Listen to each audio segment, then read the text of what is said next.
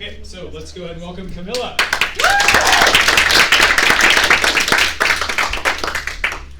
Hi, my name is Camilla Robinson, and you all are going to be studio executives looking to produce a new animated TV show.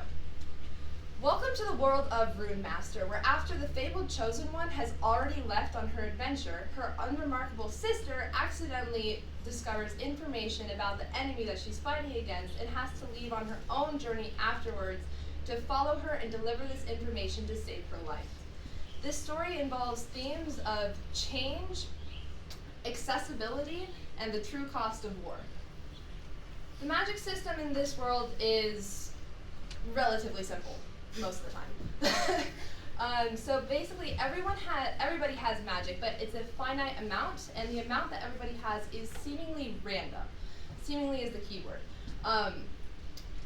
All of this is finite with only one notable exception, but we'll get into that later. So here is our cast of characters. Our main character is Aresna. She is someone who has very little magical energy, and her family was the one who adopted the Chosen One when the Chosen One was orphaned. She's generally a very grounded, down-to-earth person, but does not believe that she has a lot of things to offer when it comes to helping people and bringing things to the table. Next, we have the Chosen One, which is Mistarl. She is basically the antithesis. She is pretty much the common Chosen One trope, adventurous, longing for a cause greater than herself, and very, very magically powerful. Next we have Max, who is the mad scientist who lives next door to them. Aresna is apprenticed to Max, and Max's goal in life is to create a self-sustaining magic system called alchemy using the written form of magic called runes. Aresna, with her low magical potential, is able to work with runes pretty easily because she is able to use them without overloading them. Other notable characters include Teneros, who is a runaway prince currently posing as his younger sister in order to get her out of an arranged marriage. Distreus, who is a draft dodger whose only goal is to provide for his parents and his younger siblings, while also avoiding the authorities that are trying to pull him into the war effort. And then Fino, who is an exceptionally attractive man trying to find himself while also running from his past. Other important characters that are not featured here but are kind of secondary are Tanlis, a child that they meet along the way, and then Mithras, who is the big bad evil guy that they're trying to defeat, and the one exception to the seemingly finite power rule. The adventure begins when an old man appears on their doorstep, on Aresna's and Misral's doorstep, and basically tells Misral that she's the chosen one. Hop and skip later, Misral is off on her merry way, and Aresna stays behind because she does not believe that the battlefield is a place for her. However, a month later, while she and Max are trying to work to develop alchemy more, she accidentally stumbles into the reason why Mithras is able to increase his magical energy and be able to keep on building up his magical levels. After deliberating this piece of information, they decide that they need to go tell it to somebody because it could mean the difference of life or death for her adoptive sister, and therefore cannot just remain between them. This story is set up as a 3-season structure, and the first season primarily follows the first part of the adventure when they go off and try to deliver this information. So this is when we meet the main cast of characters who eventually join their traveling group, either willingly, coerced, or by just happenstance and convenience. Eventually, the first season ends with Aresna successfully delivering the information and being able to tell Misral, and then eventually deciding to go home. This first season will go into all the characters' individual motivations, and all the characters will seem to have a lot of their problems resolved, but hints and doubts will be dropped in their minds about only focusing on their individual motivations, and the larger part of their worldview will be expanded as they start to see hints of the cost that this war is causing on the people around them. Eventually, season 2 starts out as almost immediately after, and it picks up as they're starting to travel home. However, traveling through wartime is rarely easy, and Teneros, who is the runaway prince, is accidentally identified and then captured, so the entire group has to put a temporary hold on their journey home in order to go rescue him. During and after this rescue, they are brutally exposed to the true reality as they're forced to go through kingdoms that have been massacred and decimated by this war. They see economies in shambles, villages burnt and destroyed, and entire people just living in desperation from day to day. Eventually their group, after realizing this and witnessing all of this, they decided they have to do something. They're not able to just sit on the sidelines anymore and just go home, with the exception of Distress, who was like, I'm not, who decides to stay behind. And they travel to Teneros' kingdom, to try and drum up some support and send it to their allies who are trying to fight against Mithras. However, when they arrive, they realize that Mithras is already there and trying to negotiate a treaty. They obviously panic because you don't see the villain of your bad dreams in place and not. But they decide that this could be their chance. So they start actively working to stop this treaty. But in the process, they accidentally expose themselves and expose the fact that they're looking into the reason why he is so magically powerful. And so he launches Plan B, which is a coup. In the ensuing battle in Chaos, Max, the mentor of Aresna, has his magic brutally stripped and his mind broken, leaving him an empty shell of a person. And the entire group flees the city as it's watching it burn in desperation, hopelessness, and wondering if they can really do anything after all. So will they be able to decide they want to continue doing this even though the cost has already been revealed to be so high? Will they be able to fight against this? Will Distress eventually rejoin them? And will the Chosen One even be able to succeed? That is what Season 3 will explore. Yeah. So for the reflection portion, I was inspired to create this story because I thought it would be really funny to do kind of a spoof on the Chosen One story. So a lot of the characters that you see are kind of narrative foils to like traditional tropes. Like instead of like a wise mentor, you have a crazy mad scientist and like all that kind of thing.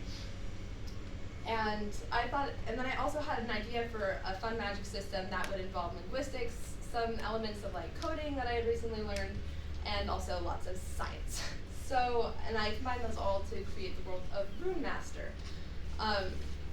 Also, a major theme in this story is accessibility, which is what I ended up doing my research project on. A lot of the people in this world who don't have a whole bunch of magical energy, they find it harder to have higher education and all those types of things, especially when they see everyone in this world being able to do things that are physically impossible for them to do. So I did my research project on communication for nonverbal people with autism, specifically the debate regarding the prompt method and its similarities to another method that was proved to be debunked called facilitated communication, which is why it is currently not able to be recognized as a valid form of communication.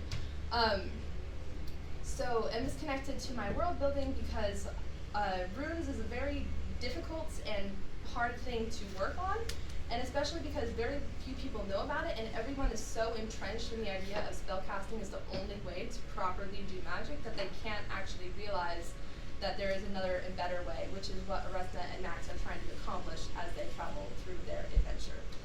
So, in the end, I hope the audience in this series has a really enjoyable time, as a lot of these characters are kind of goofy and not traditional heroes, so there's lots of potential for shenanigans and misunderstandings and a whole bunch of weird just characters who don't necessarily fit the regular mold being forced together and working together.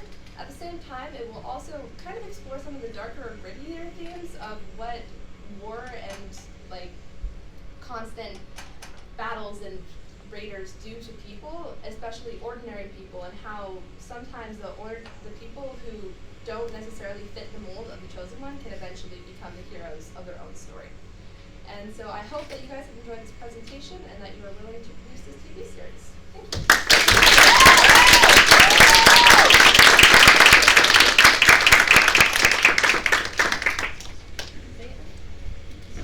Lovely. I am personally I'm not usually that attracted to fantasy plots, but I think that you have such a wide variety of like concepts in your story that it's going to be attractive to a really wide audience, and there's a lot of parts that will be familiar to people who are really interested in the fantasy genre, but but I think because you're taking that spin on it and focusing on a character who wouldn't be the traditional hero, you have that unique element that's going to make it stand out amongst everything else. So I think it's really well thought through, and it feels very well developed and very refreshing, and I really enjoyed it. Jack? So what I was gonna say that I really liked is kind of the stylistic visual approach you took with like it's a more of a medieval kind of feel, and like I just like how it really fits the time period it's in. I can kind of eye on what Zane said. It's gonna definitely appeal to a wide variety of people, and I even think by the way you kind of take a different twist on kind of the traditional fictional world, like the typical fictional character tropes is really neat. I think it's gonna definitely add some very likable and even comedic moments that people will definitely remember. Actually, for like the visuals, I was trying to go for like a travel journal kind of science thing. So that's all of like the symbols that you see in the corner, especially after the thing. I think it's So all of really these cool are, because like, really it almost vibrant. looks like a sketch, like the ones at the top. Yeah. I think it's so cool. Yeah, Jake? First of all, excellent, very well presented, and just incredibly rich and layered story that you seem to have. All the mechanics of the magic and all of the world building. It seems like it's very labored over, which I can appreciate. You have these comedic elements you're talking about, where you have these sort of funhouse mirror versions of these, you know, well-worn tropes Yeah. serving as the main cast. But then you also have these very dark themes, like the horrors of war and psychological weight in that respect. How do you intend to reconcile those two, and what's your target demographic? My target demographic would probably be early teens, maybe, yeah, early late teens, that kind of area, purely because I think that like it probably shouldn't be targeted to younger children, just because, but I want it to be open to like a wider variety of people. I think marrying kind of the two tones is going to be a very delicate balance, especially because some of these and like there is going to be kind of like a tone shift, because in the first season, when they're originally traveling, it is going to be a very lighthearted, more happy kind of just like go-lucky, kind of chaotic kind of style of story. But then it slowly, as they kind of gain more life perspective in what's really been going on, it is going to shift the mood and slowly get darker and like a little bit more gritty. So this tone shift will not be immediate, and it won't be like, oh, pow, you get hit in the face with it. It's going to be more of like, over time, as like the episodes continue, it's kind of like a slow descent. But the event when I mentioned earlier, they eventually run into like this village that has been completely decimated, destroyed, and the only survivor is the child that I mentioned earlier, Tamlis. And that's going to really be the turning point where they're like, holy crap, we gotta do something, and that's going to mark the real turning point. Of course, there will still be like comedic and funny moments afterwards, but that is when this tone will shift, less of the chaos and more of the kind of more serious elements. Yeah. Aramis? Sorry, I'm working that way. So I really love the idea of like the approaching accessibility through fantasy or magic is something that I don't think has been like happened before, and even if it has, I haven't really seen it, or it hasn't been really like blown up or talked about. So I'm excited. Well, I'm excited as a producer to see what this develops and what it can become. However, as a cold-hearted producer, what would happen? What if we have to cut some of the seasons short? Like what if we can't approach that 3 seasons? Would you be fine do you think it's what you have planned is a good enough ending point on each season, or do you think it? So for the first season, if it did only end up being 1 season, that would be great. It would be transformed into more of a happy-go-lucky, chaotic kind of like series instead of the full story, and I think that would be fine. However, there is a very large cliffhanger on the end of season 2, which I think would be hard to cut off at the end of season 2 and be like, oh, series over, bye guys. Like, I feel like that would be hard. So I think if you go past one season, then you're going to need the other two. However, if you just do the first season, then that would be able to just be cut off, and it could just be a one series like series thing. Yeah. Olivia? Two things. One, for the seasons, are you planning it to be like, as this people yesterday, like more animated or more like live action? And two, like you said, there's like kind of two like main characters. Will it ever focus? Will we ever get a chance like to focus in on another character and like learn their backstory and stuff like that? Yeah, of course. So first, to answer your first question, it was about the seasons, right? Like, will it be like an animated Oh, show animated, or sorry. live action? Animate. I would prefer for it to be animated because I think the style would be able to come across in more of the emotions. I'm not really. My character sketches, I want more something like Max than like the rest of these guys because I like him. Okay. And also, yes, each of these characters does have a very in-depth backstory. Unfortunately, I can't go into it because I only had a limited time to pitch. But it would concentrate, and a lot of their backstory and the reason why they're doing what they're doing does come up, especially in their decision making and why they make the decisions that they do. For example, Destrayus' backstory has him intensely family focused and him not really liking the way that things are set up, especially like government-wise. And that does come into play, especially because he's very, very like, I do not want to get involved. So it's a choice that he has to make over and over. Do I continue to help these people, or do I finally get to be able to do what I've been hoping to do for the last like 10, 15 years? And a whole bunch of other characters also have it. And then like the Chosen One, I wasn't completely sold on this idea yet, but it would probably be something like the cold open would probably follow what the Chosen One is doing as like a quick check-in, and then immediately focus on like the rest of the characters and what they've been doing for the rest of the time. Yeah, Sky? So Aresna and Mr. Earl are sisters? Adoptive. So Adoptive? Aresna's family was living in a was living on their farm, and then the Chosen One's parents kind of just showed up and then died, and so leaving her on their doorstep, and so they're like, guess we have another child now.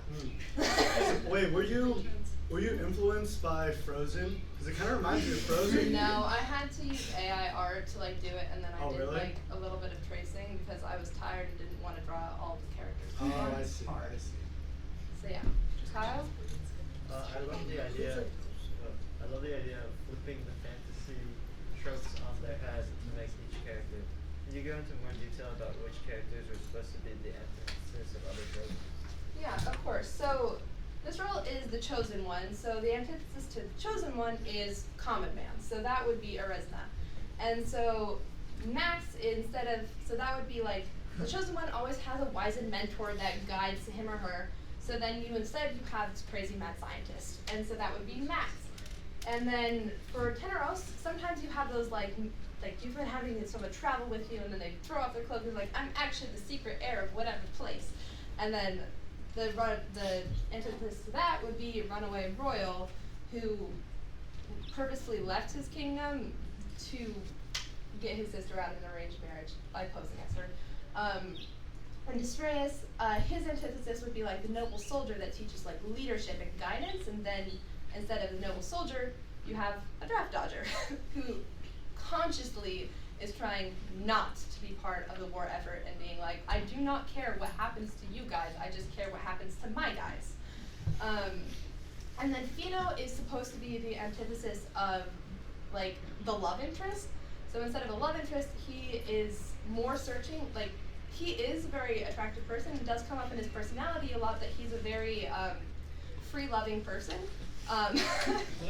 But he figures out that sometimes like family, like the found family and the friendships that he forms are actually more important to who he is as a character than necessarily romantic like connection. Alice? Okay. So one question I had, like when you were giving the story and explaining it, I'm wondering if this is like a connection you're gonna make, but you were talking about like accessibility and like the main characters, like Aresna, figuring out how to like use magic without the runes and stuff, right? Mm-hmm. Is that like gonna be the reason as to why the antagonist is able to use it? Because like that would be a cool connection to make. Actually the antagonist has a pretty interesting backstory as well. But he used to be kind of in the same boat as Oresna because I didn't mention this in my presentation, kind of in the reflection, but there was a group of people who tried to originally create runes. However, and so he was part of that originally. So it was 47 years before the canon actually starts. He was part of this group trying to create runes, and he was put onto the project because he, like Oresna, had very low magical ability and was able to use the runes without actually blowing them up. So, but because of that, he figured out using kind of a strange, twisted form of alchemy. He kind of developed alchemy kind of on his own, and then used that to be able to store more magic inside of him and then be able to increase it. So, and the old man who shows up is the wise mentor, and he also was on the project before everybody else on the project got massacred. And so he drops a hint that, like, yeah, he's been able to increase it, and that creates this idea for Oresna and Max that leads them onto the scientific discovery of, like, ambient magic and how that could possibly affect. And so the experiment that I do uses those ideas, and then they find journals from Max's mentor, who was also on the project but escaped, that explain how, like, that one guy, Mithras, had this crazy idea that there was magic in the air, ridiculous. And then they're like, what if that was true? And so they used that, and then they were able to prove that it was true, and then they were like, he's been using runes and alchemy in order to increase his magical ability, so then they have to go tell somebody that. This is such a deeply layered story. You've clearly piqued your audience's interest. But for the sake of time, we're going to have to end the Q&A session and give Camilla one last round of applause.